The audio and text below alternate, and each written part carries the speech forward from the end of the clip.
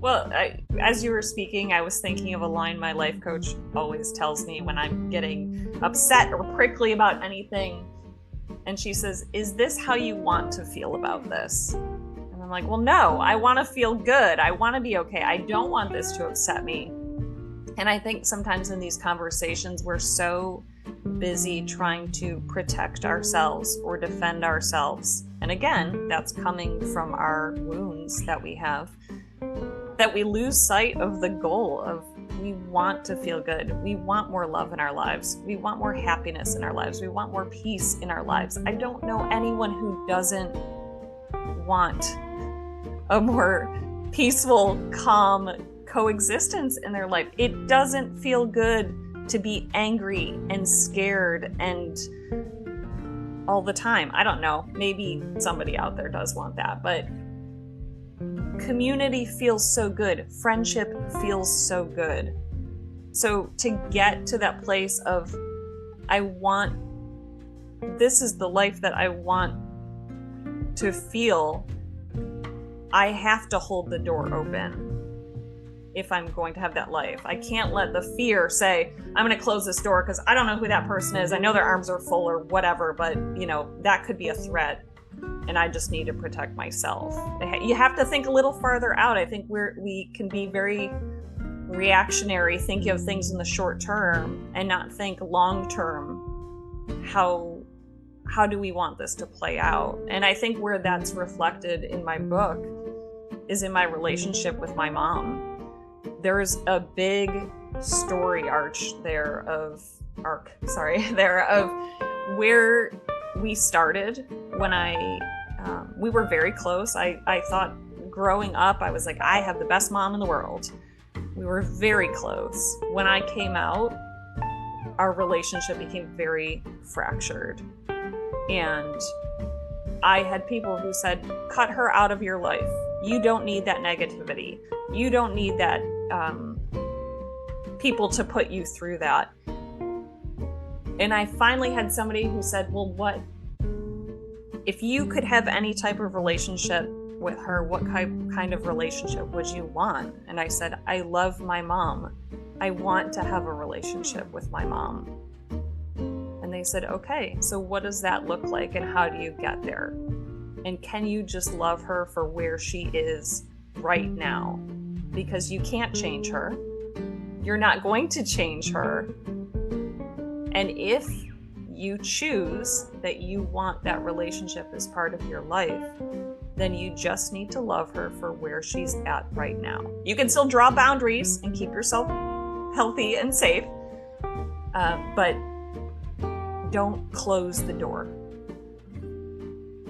And I had my book launch last night, and my mom was there in the audience and taking pictures, and she brought her friends from church, and her husband was there, and I was like, oh my gosh, this is my life. I was so grateful. And my fiance Jen was there, and so many friends from all areas of life, and I'm just grateful for whatever reason that I was able to overcome a lot of different fears and just keep the door open.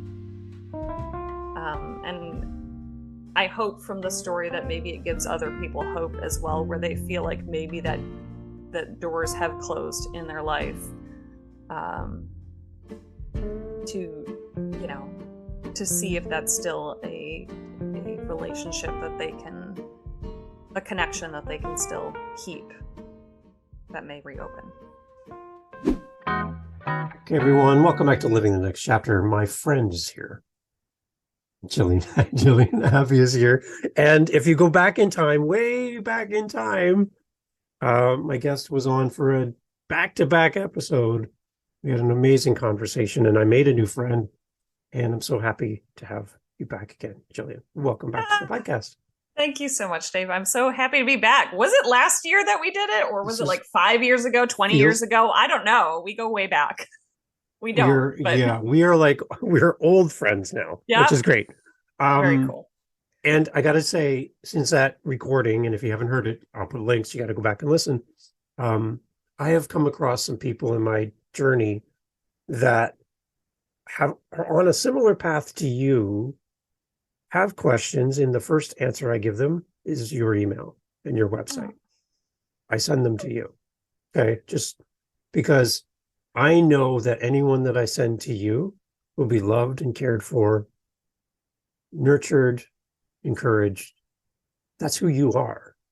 And that's how I'm starting the podcast, by saying that, because I trust you implicitly that these people I send your way are going to get help. And I'm proud to do that, because I know they're going to be loved when they come across your doorstep. So it just happened like the last couple of weeks. I met a listener in the US, and she's a queer mom, and she's starting a podcast, and she has so many questions, and she knows that I don't have the answer to these questions. And I'm like, you got to talk to my friend Jillian. So that's so cool to find people in life that you can connect with and do life with beyond an interview, beyond a recording. So thank you for being that for me. Oh, thank you. And I just want to say, I'm so honored. I'm out of words right now. This podcast is going to get weird because I don't have any words in me. But no, I'm really honored.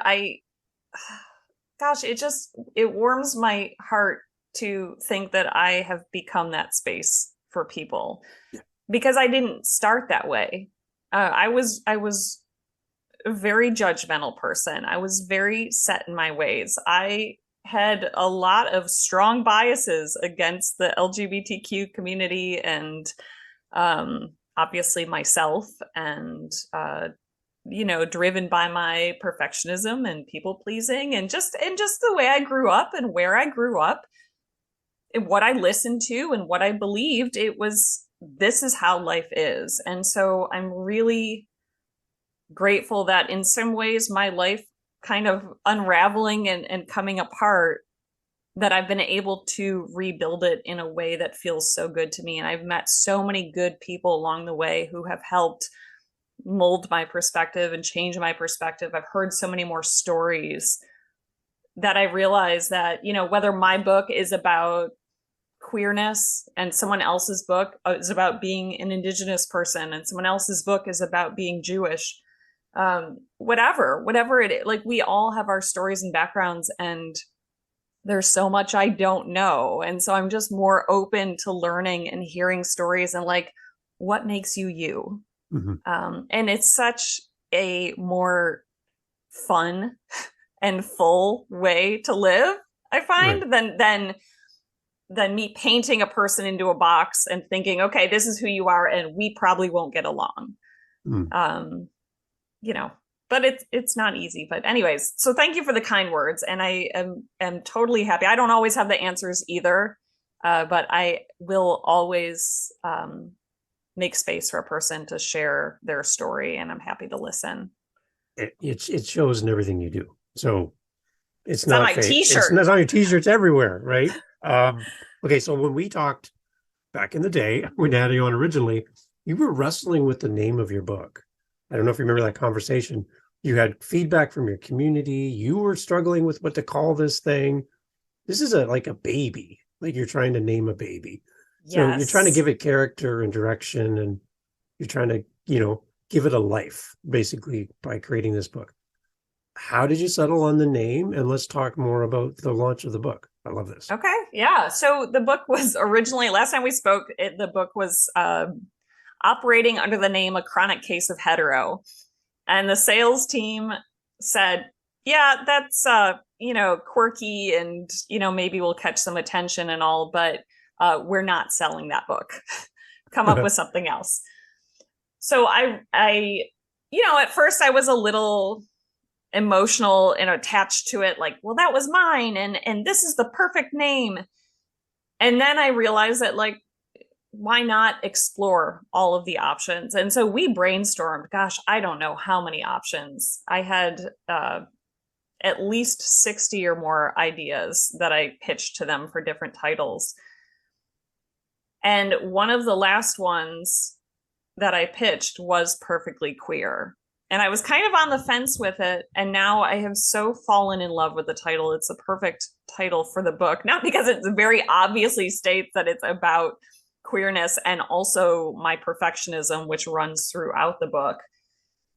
But I realized that only recently have I really stepped fully into my identity as a queer person and loving that piece of me and feeling like a welcomed and important part of my community instead of the imposter that somehow snuck in and is trying to like find my place. And I also realized too that we have a lot of ideas and stories about what a perfect life is, and that I was always trying to create that perfect life.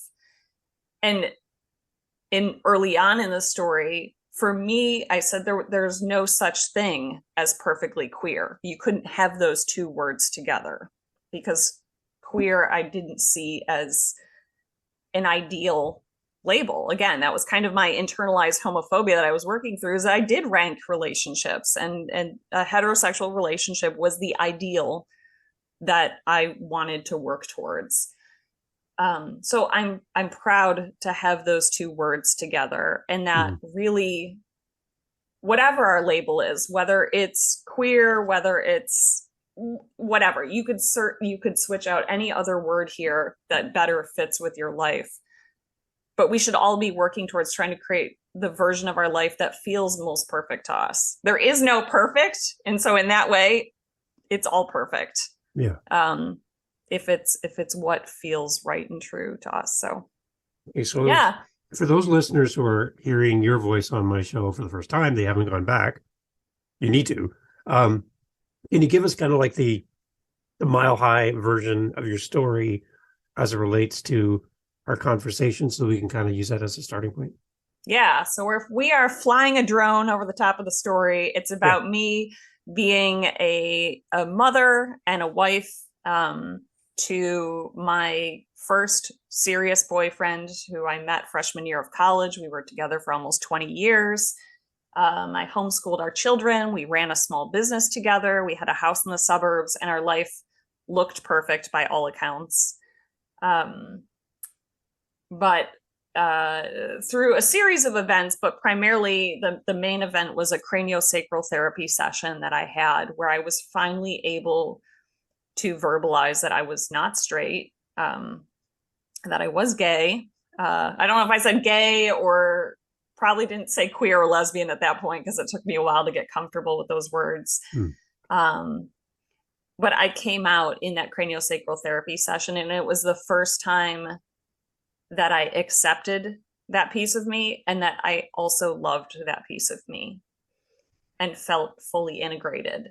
And such an amazing feeling, until you sit up at the end of the session and you're drinking your glass of water, and then reality sets in that I have to hop back in my minivan and drive home to my husband and my children. And now I know that I'm a lesbian. I know that we will always have this fundamentally unfixable piece of our marriage. Yeah. And what do I do? Right. What an amazing drive home. Like, I can't imagine being in the passenger seat and being on the road with you in that moment. And the therapist lives an hour and a half away. Oh, I mean, boy, talk about time to noodle through something. So yeah, it was a big moment and a big shift. And I think maybe what makes my coming out story a little bit different is that because I came out in therapy, I didn't have another person. There was nobody that I was attracted to that, I want to start a relationship with her. Okay. Yeah. And so in some ways that was absolutely terrifying, because I was like, well, how do I really know I'm gay besides I think I'm really gay? Yeah. But and also, again, having a seemingly perfect life, and then knowing that I'm going to give this up, and I have zero idea what's in my future. I don't know if I'll ever find a person. I could be alone the rest of my life, because if I make the decision to come out. So it was, but I had the gift and the benefit of time. Yeah. And so I was able to decide somewhat on my terms, how I wanted to do that, when I wanted to come out, who I wanted to come out to. And I think that also speaks to the importance of not outing people. Yeah. Because time is such a gift when going through such an intimate and delicate process. So someone's listening to our episode right now, Jillian. They're in the van. Yeah. They are doing something. They're on their way home. They're doing errands, and they're like pulling over on the side of the road right now because they are at the exact same point that you're talking about. Yeah. And however the universe works, that this moment happens for them to hear your voice right now while they're by themselves, and they're at that spot. What would you say to them right now? Well, you may be physically alone in your minivan or whatever vehicle you're in, but we're never alone in our lives. And that's not only from a social standpoint. You may not have anybody in your immediate area that you can connect with, but there are people online that you may be able to connect with. And then even for those who believe in a spiritual power or a higher power, like I was never a religious person, but in that feeling of aloneness, I really anchored to my spirituality as well. And I just had to believe that I would be held and caught in whatever leaps I had to make in my life.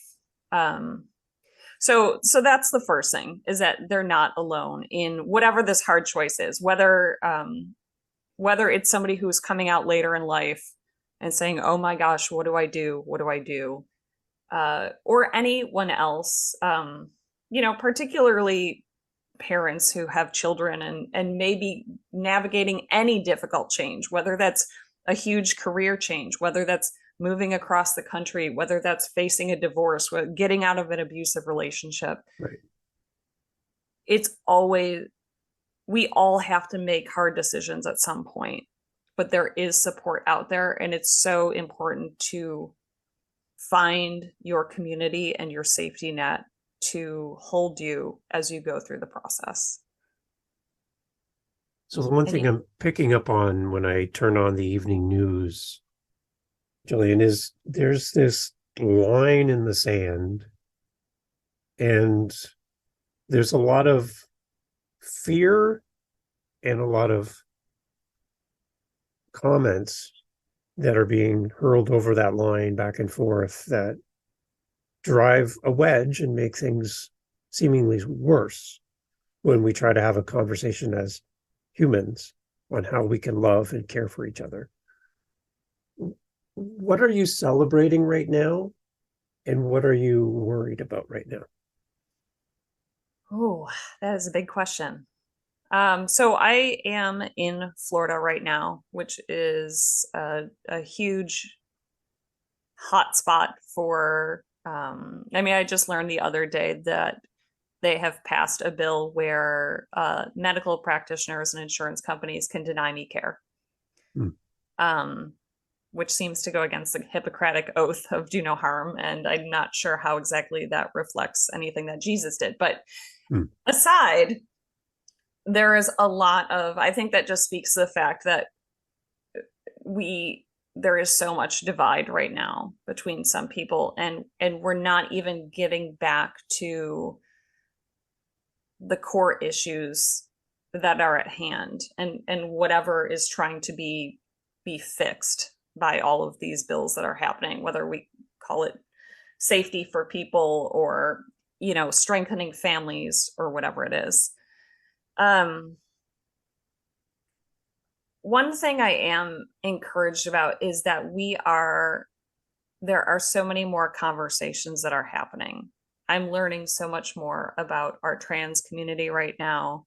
I'm learning from parents who have trans children about what gender affirming care and that process is actually like versus what I'm being told from various sources.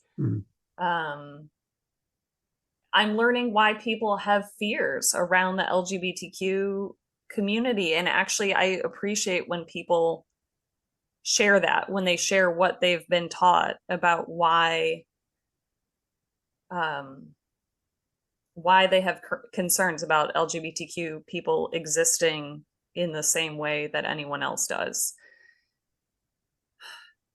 As far as the things that, well, I'm going to stick with what is still good right now. If I could share a brief story, my kids we were homeschooling. The kids went back to school this year. And so we started with a private school.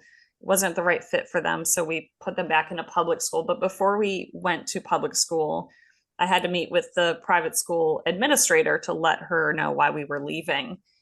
And she asked what school the kids were going to next. And I told her, and she said, "Oh, you need to be careful." And I said, "Well, what do I need to be careful for?" Because obviously children's safety in schools and everything in the United States, especially right now, is a big concern.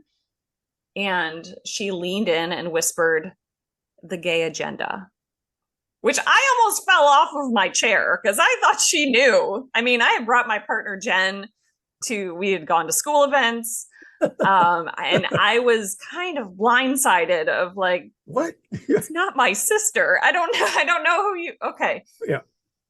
But I was not, so the old me, the one who had more freshly come out, would have fought back. I would have felt like a dog backed into a corner having to defend myself. Okay. And I would have barked back with, "You don't know what you're talking about, and you're homophobic, and this and that and the other thing."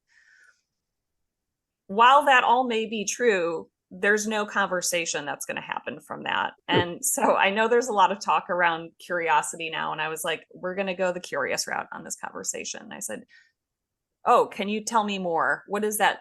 What do you mean? What does that look like at the kids' school?" And she said, "Well, I've gotten pictures from my friend of some of the health textbooks that they use, and they're teaching gay sex." And I said, "Oh, that's really interesting." I said, "Do you happen to know if those textbooks also have pictures of heterosexual sex acts in them?" And she said, "Well, I don't know." And I said, "So if we're thinking about this, do you think the school has a whole textbook that is just gay sex? Like, that's just what we're teaching the kids right now?" He's like, "Well, no, probably not, but it just wasn't appropriate."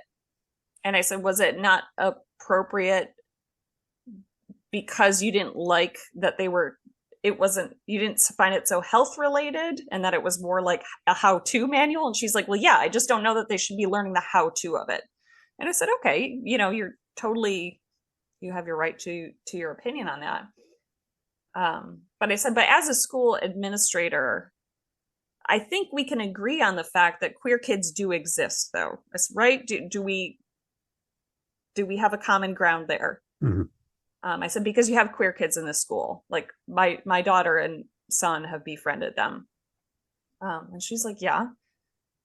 And I said, "Okay." So when I came out at 38 years old, I realized how little education I had about how to keep myself sexually safe and healthy. And when I tried to reach out and look for materials and resources, there wasn't a whole lot out there. Right. I said, so if we know that queer kids exist and we believe that straight kids have a right to learn how to keep themselves healthy and safe, why would we not afford that same health and safety to queer kids as well?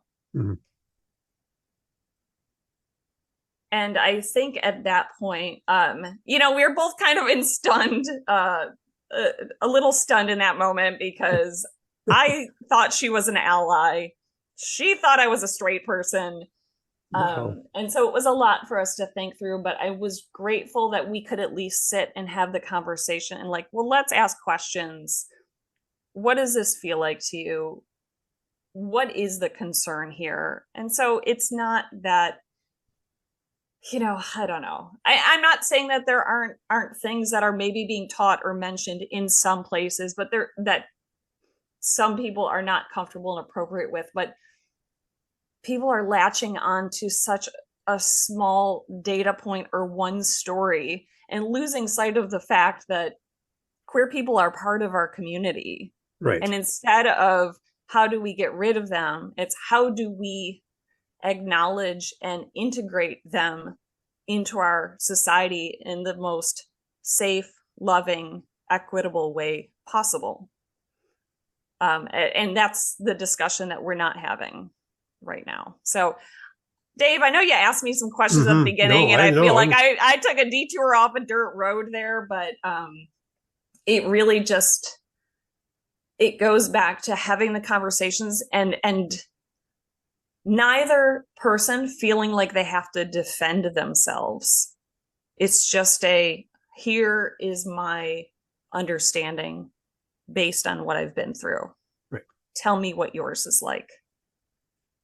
And I think that's where a lot of the fear can go away, because then you start to hear what's actually happening, as opposed to stories and videos and things that people are creating for clicks and for engagement. And, we just have to get back to seeing the humanity in each other, regardless of where we're coming from. Right. So what is your message that you're demonstrating to your kids?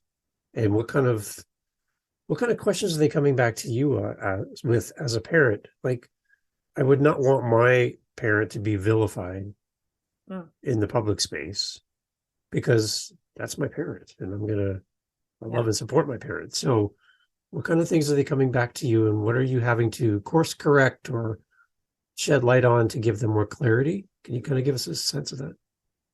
My kiddos are so interesting. I mean, I think all kiddos are interesting in their perspective at things, depending on their age as well. But we went to a Pride event last year that was in a more rural part of Florida. And it wasn't a ticketed event, which means anybody can attend. And it was open for everyone to come in, including the protesters. And so I remember standing with my kids, and we were walking around and checking out the different vendor booths, and a man with body cameras, dressed in all black, with a megaphone, got very close to us and started screaming, "You are a derelict mother. You are a derelict mother for bringing my kids to this event." I don't know that they understood what that meant, but it's scary when you have a group of people dressed in all black with signs that say you're going to burn in hell, getting in your face and just saying you're a bad parent just because you're here. And so that was something we had to talk about after the fact. And the kids just they didn't understand why anyone would be so mean. They didn't understand the point, and they're like, my son was even like, "How does he know you, Mom?" I said, "Oh, he doesn't know me." He's like, "Why does he think you're a bad mom then? You're an awesome mom." And I was like, I thank you, I appreciate you. Thank you. Yeah. So it's brought up some good conversations from us. And again, I spoke with the kids about, well, why do you think maybe he did that? Did he seem like he was really happy and he was feeling good in that moment? And they're like, well, no, he seemed angry. And, I said, maybe a little scared. And they're like, yeah, maybe a little scared. And I said, yeah, we're very different from each other. And sometimes when that gap seems too big, people don't know where to start having the conversation. So unfortunately, it wasn't my day to sit down with that fellow and have a chat and learn more about him. And I said, we can't change other people. We can just evaluate how we react to a situation. So I could have gotten back in his face. I could have fought him. I'm a black belt. Look out. I really can't fight.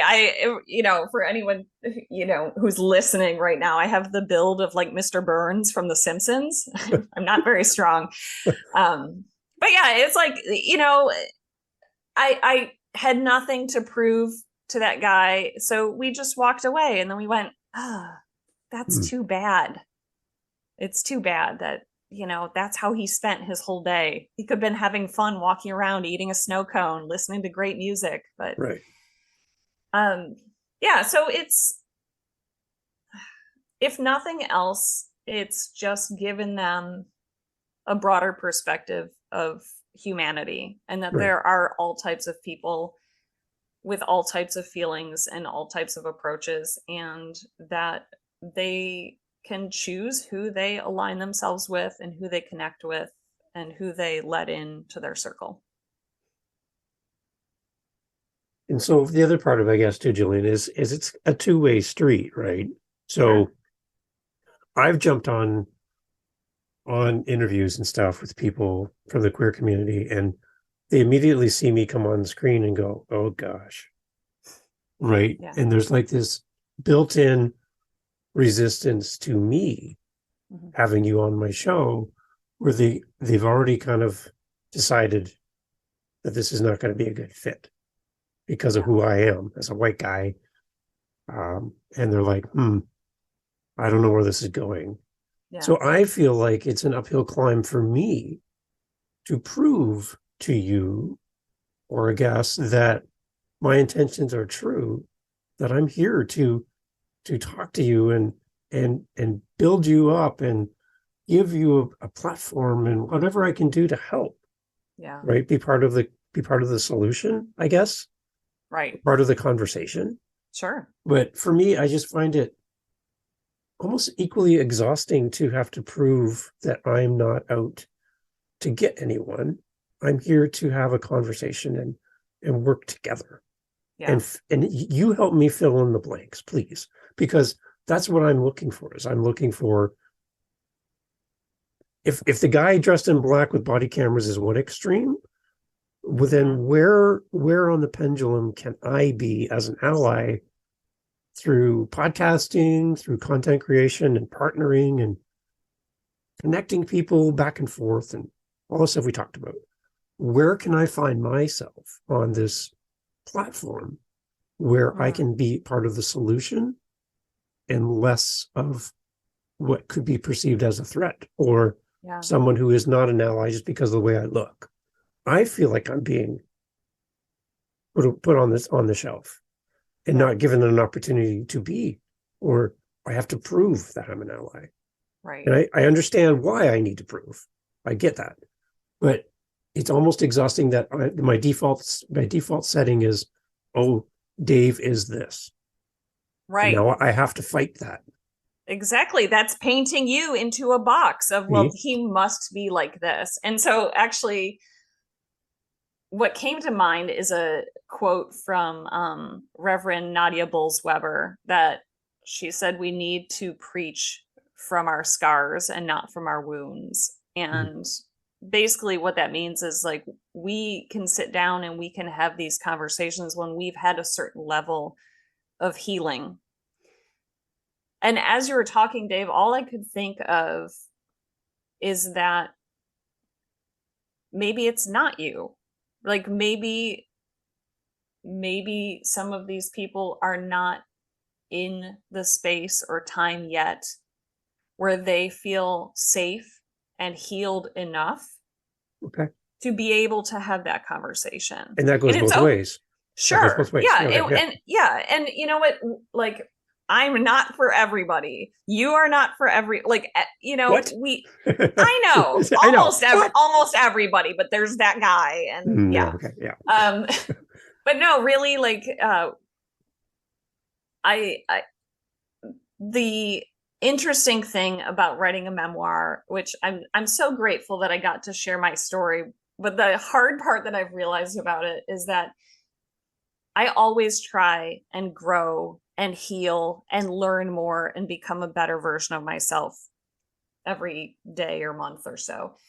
And so when you write a memoir, it's a time capsule of you at a point in time. Right.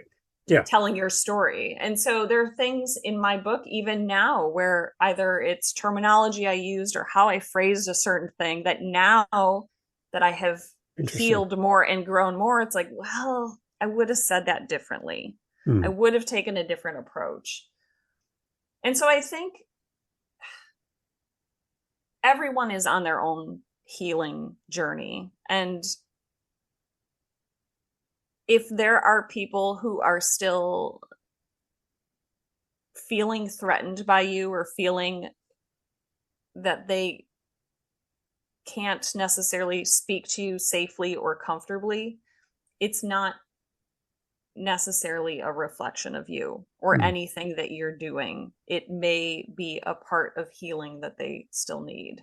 Okay. And I don't want to, pin that on people too and be like, it's them and they need therapy, because I think that's the easy cop out answer as well. It's just I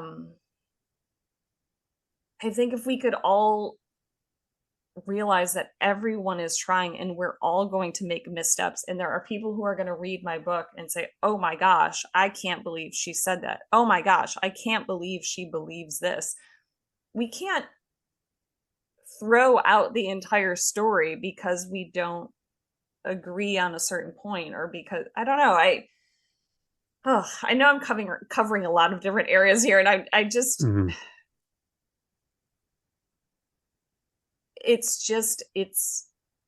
it's hard, and it's very sensitive, and it's very raw, particularly for the LGBTQ community right now, when so many things can feel like an attack. But if you are showing up and just asking questions, if they're setting a boundary and you're being respectful of that boundary, if you're asking to learn. I mean, Dave, I think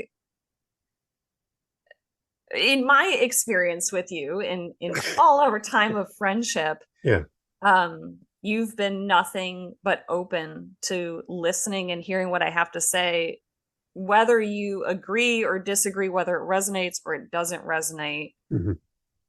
You're still here. Like, you've shown up, and that just says so much about your willingness and your support, and always trying to do better and be better.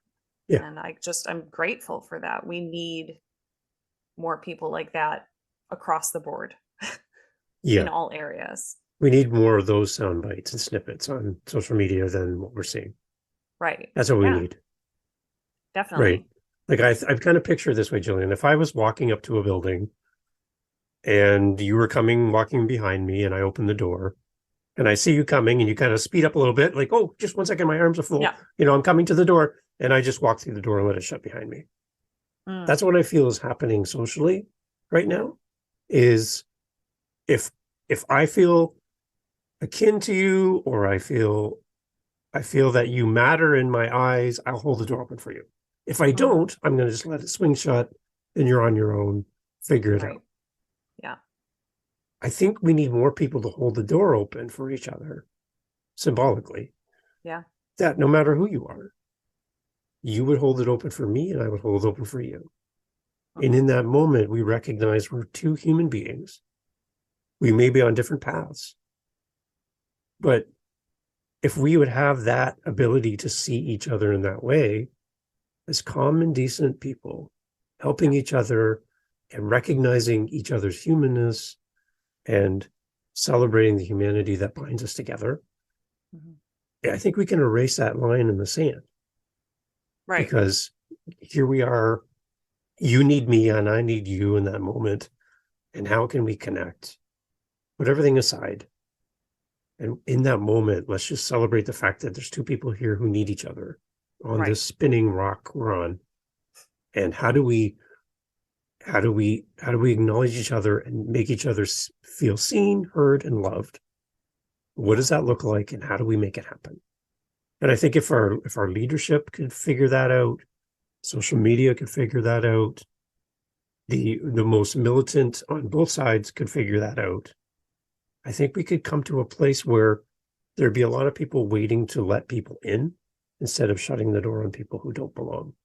Right. And that's what I'm really hoping for through conversation and dialogue and books and websites and coaching and allies. And that's what I'm hoping for. And that's why I'm so excited about your book, is I'm getting a sense that that's really kind of the heart and soul of this, is here's my story, and this is what I hope to help people with. And that's kind of what I'm getting the feeling from when I talk to you every time. Yeah. Well, as you were speaking, I was thinking of a line my life coach always tells me when I'm getting upset or prickly about anything. And she says, "Is this how you want to feel about this?" And I'm Mm, like, "Well, no, I want to feel good. I want to be okay. I don't want this to upset me."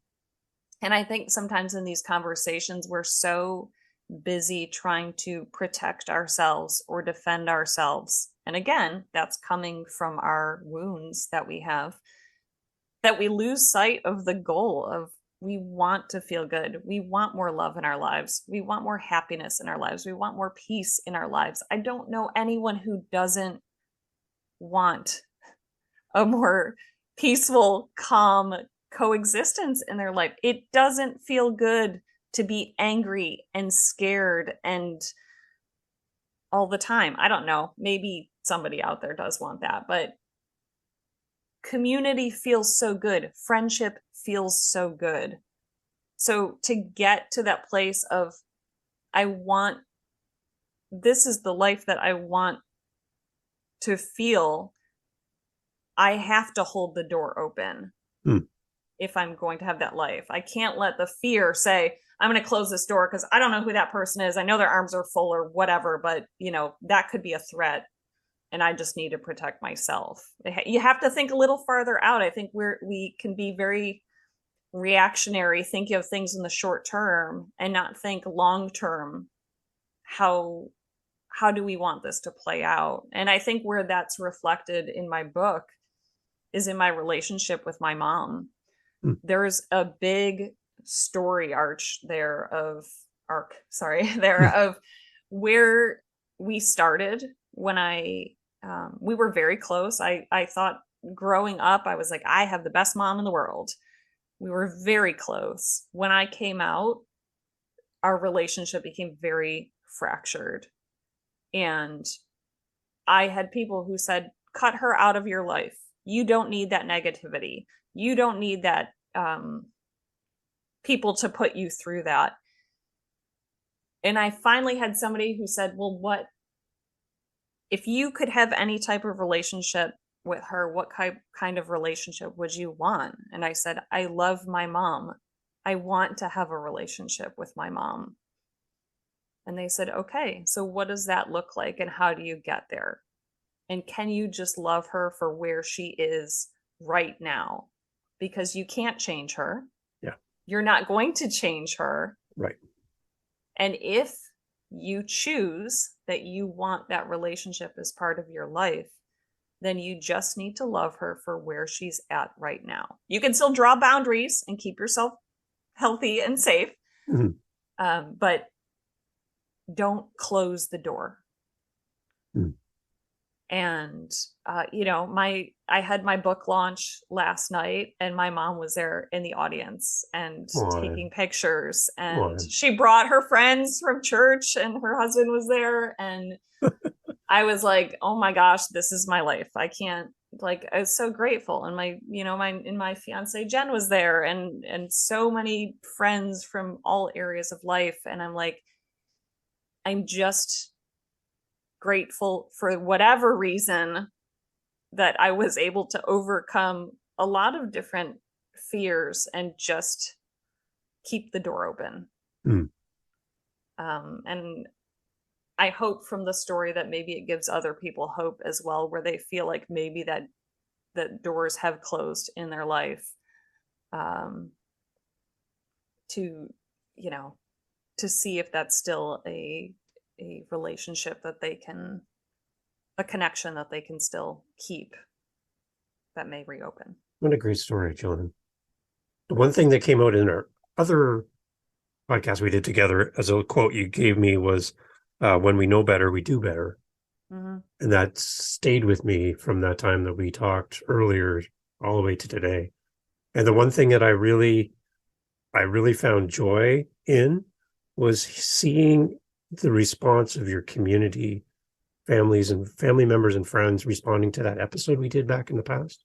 Mm-hmm. And their comments to you about the episode and what they learned about you through our recording time together was so powerful to me, to sit back in the audience and watch that communication happen between you and them. I Yeah. felt so honored that this conversation that we did previously opened a door to comments that probably needed to be said many years ago. So that was a really powerful moment for me as a host, just to let you know. I was watching that happen, and I was so amazed that our conversation had that impact. So Yeah, well, and thinking about it now, Dave, I think actually that may have been the first podcast I ever did. I don't know if I revealed that to you in advance. I was like, oh yes, sure, I've got this. We could do this. But good at it. I was brand new, fresh baby podcaster at that point. And so yeah, a lot of people had not heard details of my story. And if there's one thing that I've heard over and over again from people in my life who have read my story now, because especially for people who are mentioned in the book, I ask that they read it beforehand, just so that I could have the discussions with them before I was in the midst of book signings and events and everything else. Like if something doesn't feel good to you, let's talk through it. But the one thing that seemed to come back time and time again were people in my life saying, I had no idea everything you were going through. Right. I had no idea that this process was so long. I had no idea. They learned so much about me through my story. And that includes my mom saying that as well. And in some ways, I know that that really hurt her, because you think as a parent that you know everything there is about your child. And we were close, and I did share a lot. And I also didn't share a lot. Mm-hmm. And now it makes me incredibly paranoid as a parent of like, what are my kids not telling me? I'm nice. Sure they'll write it in their memoir. And there you go. Yeah, but you know, one message that I've received recently was a woman who's come out later in life, and she said, I can't wait to read your story because I do feel really alone. I think this will help me. And she said, but then I cannot wait to pass this book on to my mom, because she's having a hard time understanding what I'm going through right now. And we're just not having the conversations that we need to have. Yeah. And I think if she hears your story, that maybe we can talk a bit more. And she'll realize that this isn't a midlife crisis. This isn't some quick decision because I was bored or it's trendy. No. So yeah. And I, it's messages like that make the process of putting myself out there and sharing my story, the fear around doing that, it's easier to kind of put the fear aside when you know that there are people out there who are going to be helped, that it's going to open doors to conversations. And that's what keeps me going. That keeps fueling me to overcome the vulnerability hangover that I seem to have on a regular basis, and keep connecting with people, because it's so worth it for more love in this world.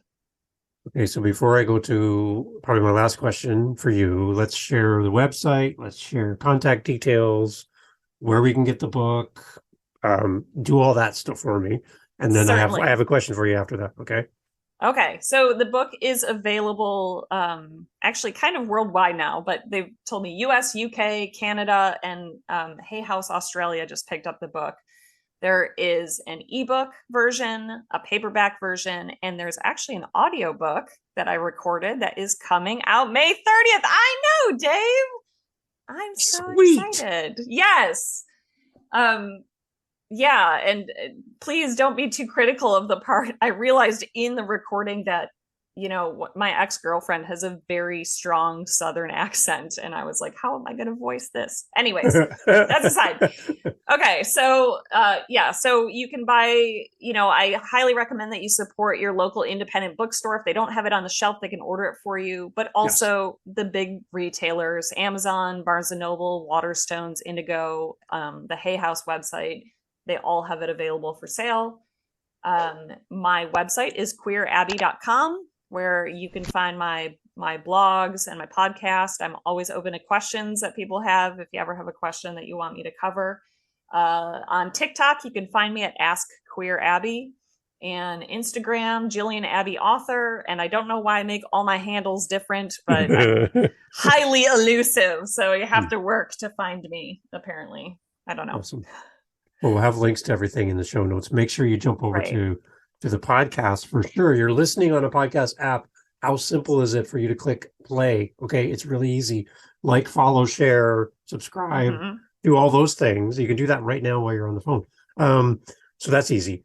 My question for you at the end is, to your community, your friends, your family, those who have been following the journey, proudly hoisting the book up in the air, sharing it with their friends and family, what would you like to say to the community that loves and supports you and has been there for you the entire time? What would you like to say to them? I'm getting out of the way. You get to talk to them directly, okay? Well, I have only a few words for them, and that is thank you from the bottom of my heart, and you saved my life. And that's really all there is. As I watch on Instagram the book signings and the pictures and the smiles and the love and the hugs and the support that I see from your community, and that is beautiful. It's beautiful to watch from a distance up here in Canada.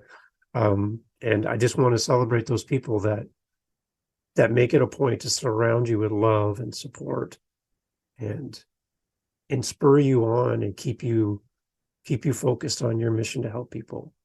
Because that's why they're there. They want to see you succeed and your message get out there. Yeah. So many people have shown up for me in so many different ways, whether that was just listening to me tell the same story over and over and over again because I needed to process through it. Whether that was dropping off dinner for me because they noticed that, oh, Jill seems to be losing a lot of weight and I don't know that she's eating a healthy meal. Offering to take my kids for an afternoon so I can just have a little time to take care of myself or have a therapy or a life coaching session or whatever I needed in the time. I mean, there's so many ways we can show up for each other, and even the simple things like the little dopamine burst from a heart emoji on a post, or just the kind words of this is great, or you inspire me, or I needed to hear this today. You know, for a lot of my life, I would ask myself, why am I here? Like, if this is life, why do we do life? And now I know why. And it's because others have stood by my side and propped me up. Not when I was at my best. I mean, now they're all here when it's like, well, this is great. The book's out. And, you know, I was on Good Morning America's list of like 15 spring reads. And like, there's so many wonderful things that are happening with the book. But these people were here for me when I was at my lowest point of, now I have no job and I'm going through a divorce and I'm trying to figure out the world of lesbian dating and I'm losing my mind and I'm losing my hair and I don't know what's happening. And so, I've felt more love in the past few years than I've ever felt in my entire life. And gosh, like, how cool to be that person for another person. Yeah. I think you get more love when you give more love as well. So you're giving out the love and it's coming back. And that's what I love. So yeah, absolutely. You've helped our family, Jillian, and you've been a voice in the back of my head that edits my thoughts, directs my path. You've helped me as a father, and our conversations mean more to me than you'll ever know. So thank you for being there for me. And that's why I'm so proud to have you back. And I hope that this conversation doesn't stop, that we can continue talking and continue supporting each other. But I'm so proud to have you on my show. Thanks, Dave. I'm grateful for your friendship.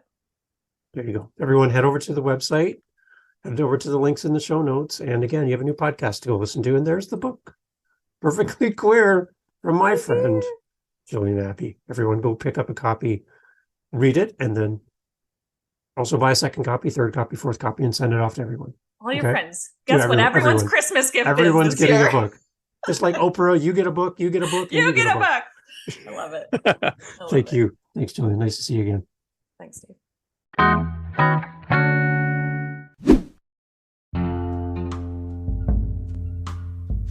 Jumping here at the very end, I want to thank you for coming.